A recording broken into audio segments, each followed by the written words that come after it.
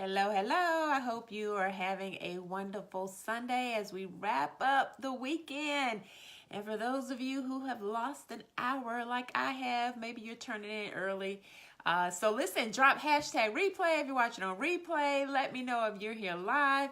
I wanted to share because it has been a very emotional weekend. First of all, let me thank all of you. There were so many of you who reached out to my husband and I for our 5-year wedding anniversary. I appreciate you. Know that I don't take it for granted. There are millions of people on Facebook that you could have taken the time to send a message to.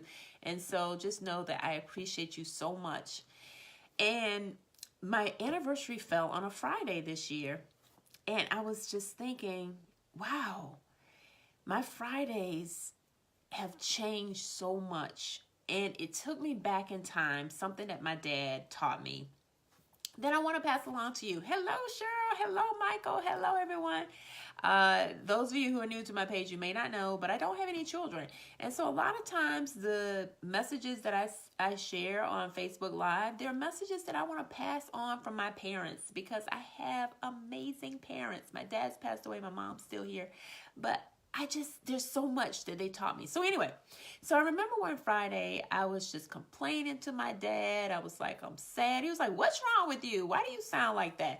And I was like, I'm sad. I'm bored. I wish I had a date. And he said, listen, no one is responsible for making your life exciting other than you.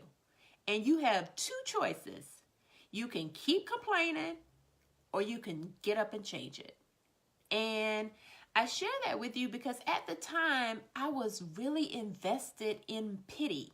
And I don't know if you can relate, where you've gone through so much that you find yourself investing in pity and how sad it is and how, I can't believe this is where my life is. And I was in therapy and talking about it and talking about it and talking about it.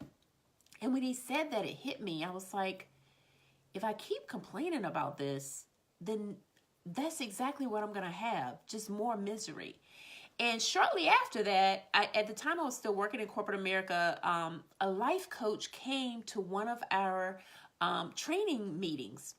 And she was just like amazing. So long story short, I hired her and I changed it.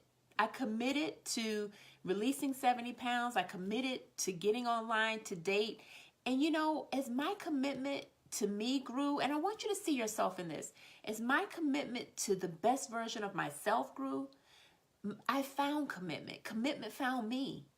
No one can commit at a higher level of your life than you are committing at a higher level of your life. So that was 12 years ago. That's why this weekend was so emotional to me. Hey, Monica.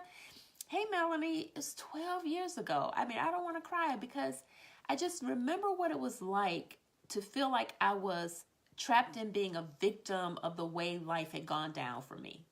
It was a season where I just didn't know how to think differently about the things that had gone wrong in my life, my divorce and the loss of my baby. I don't even want to talk about that part.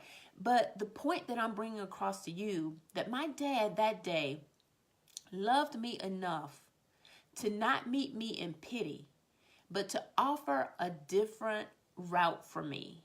And that's what I want to offer for you. I am not suggesting that what you've gone through or minimizing what you've gone through. What I am saying, though, is that life is going to keep going.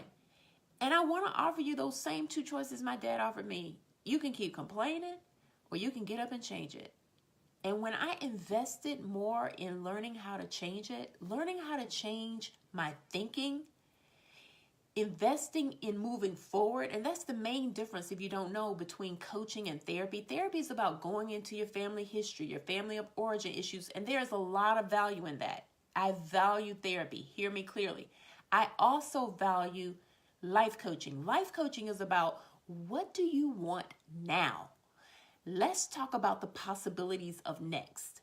And when I started to bring all of my focus and attention to what is it that's still possible, as opposed to staying in pity about what was over, everything changed. Everything changed. Like I said, my weight changed. My marital status changed. My zip code changed. What I do for a living changed. I wrote a book. I mean, everything changed. I tell people there's one thing that life coaching changed for me, and that's everything. And so I'm sharing that with you because if you're ending this Sunday and you're like, what kind of weekend was that? Or you're just looking in the mirror and you're like, what happened? When did this happen? That's the way I felt when I'm like, okay, when did I get to this size? 12 years ago, I was larger than I had ever been in my life. And they were telling me, you know what, at this rate, you're going to be at 300 pounds before you're 40. I was 37 at the time. And it was just a dark time. But I'm sharing with you what my dad shared with me on that day, that you have two choices. You can keep complaining about it, or you can change it. And in order to change it, you have to immerse yourself in something different. Because I believe that I cannot, on one hand, say that I am a child of God and I am victorious, and on the same hand, say that I am a victim. And so to be on the side of victory, to be on the side that nothing, no thing is too hard for God, then that's the side to say, I am going to change it. And God works through people to help us change it. And I can say that life coach, she changed my life because she didn't meet me in pity. She met me at the point of power. And the point of power is always now. And while what we go through may be so sad and it may forever be sad, now includes so many possibilities. But it takes your cooperation with now. So that's just what I want to share with you. It has really been very emotional this weekend because it's been 5 years since I've been married, 12 years since that pivotal point where I was complaining and like, I can't believe God did this to me, and I can't believe I'm not married, I can't believe I don't have children, I can't believe. It was just a lot of pity. And I am just inviting you to draw a line in the sand too, and to say, I choose power. I choose to open my eyes to the possibility of now. I choose to really believe that God is who he says he is, and that nothing is too hard for him, and that everything that I have gone through, it had to have passed through the knowledge of God, and so therefore I must have what it takes to make it through this. That's what I'm inviting you to do. So that's what I have for you on this Sunday. I absolutely love being a life coach. And listen, if you are looking into life coaching, always ask the life coach that you're considering to hire, do you have a life coach? I invest heavily in life coaching, not only as my personal craft, but also as an investment in life coaches to continue to pour into my life. Because no one ever gets there. Every new level, you begin at the bottom. You need someone to mentor you to the top of that level. So that's what I have for you. Thank you again for you all were you showered us with so many kind words and prayers. And those of you who text messaged me, if I haven't gotten back to you, I apologize. But it's just been an incredible weekend.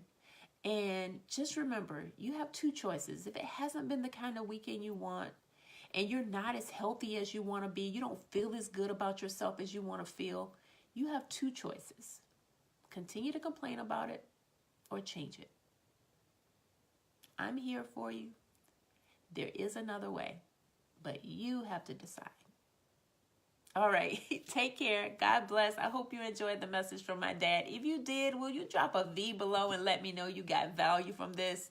Know that I appreciate you. Have an incredible rest of your Sunday. And I'm going to head to bed a little early to make up for the hour that I lost. All right, God bless. Take care. Bye.